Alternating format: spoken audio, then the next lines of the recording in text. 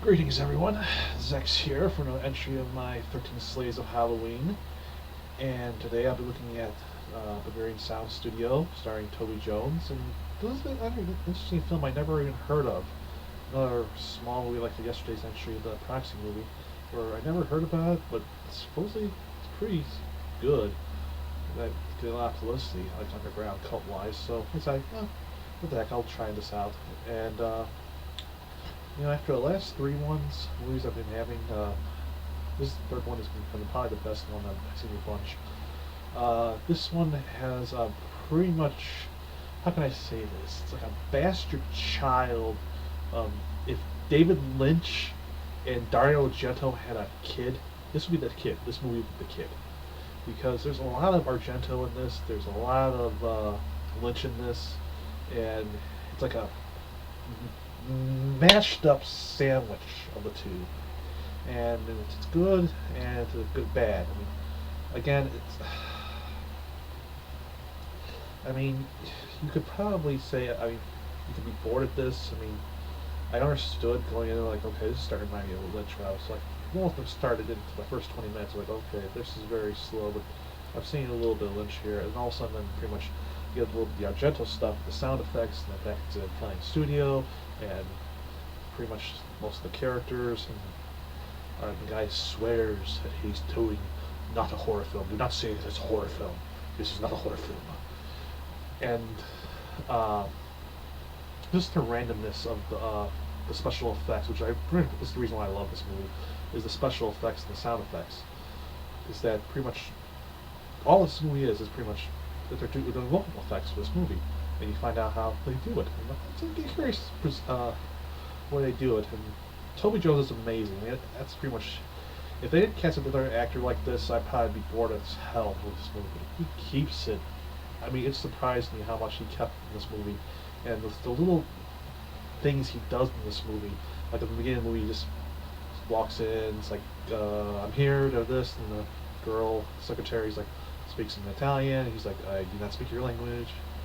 And then pretty much later on, we find out some other things, and you're like, okay, wait a minute, no, that's no, but and pretty much, it's an interesting movie. But the problem with the movie is that, well, it's not too long. Thankfully, it's only 90 minutes, but it's just, I'd say it's because of the claustrophobic atmosphere, maybe, that it's like only very much in the, it takes place in the studio and it takes place in his apartment. That's pretty much it. There's nothing much else. And the atmosphere in both areas, I mean, the way they set up some of the shots in these things is really good. But, I mean, I don't know, I guess I'm missing. I mean, it's a good spooky movie. I mean, it's a nice surreal movie. It makes you think for once. Instead of just trying to make cheap thrills or something, or pretty much trying to do his own little tale.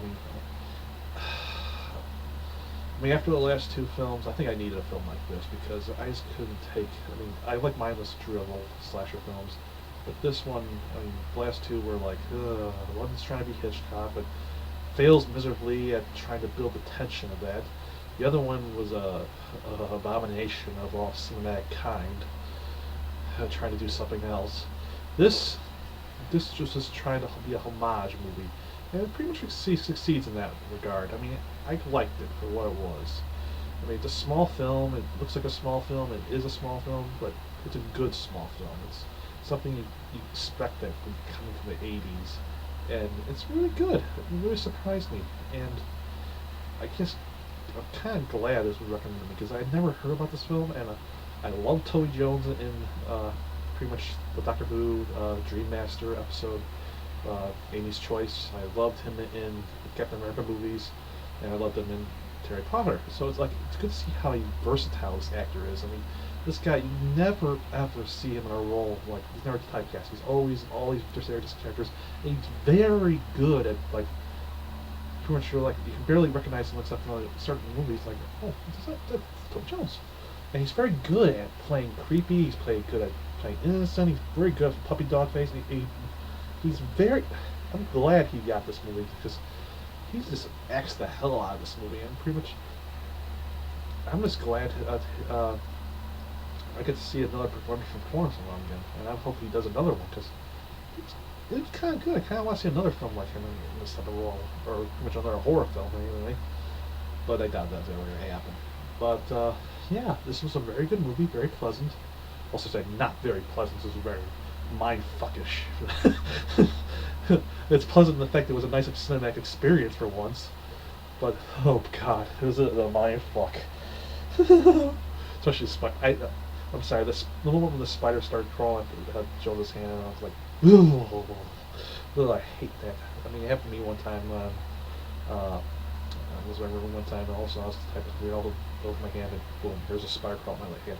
I did not have that same reaction. I was like, "Get the fuck over here! Get the fuck over here! Die!"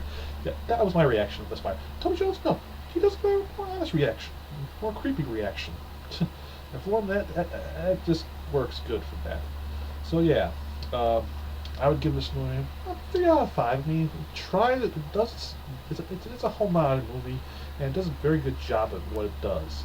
And it's just if you're just looking for 90 minutes, a very quick 90 minutes to from here or there, I feel recommend this movie. I mean, it's a nice little. If you like movies that make you think, and also movies that are pretty much a good mystery. I mean, this one I enjoyed the mystery for once compared to like yesterday's entry of Proxy, where it's just pretty much you're like interested, like the twist happened, you're like, okay, so where are they going with this? And then it happens another twist, like, okay, where are they going with this? And then you get bored with it. This I didn't get bored at all. I kind of wanted to know more where we're going, and sure enough, the other thing, I mean, it did remind me of it was episode of Masters of Horror.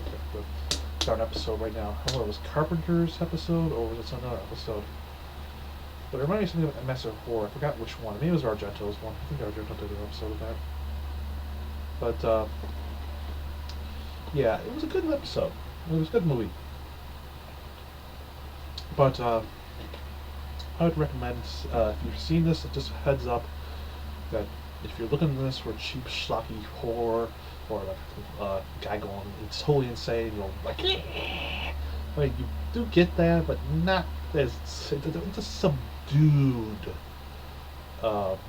malice and a subdued atmosphere.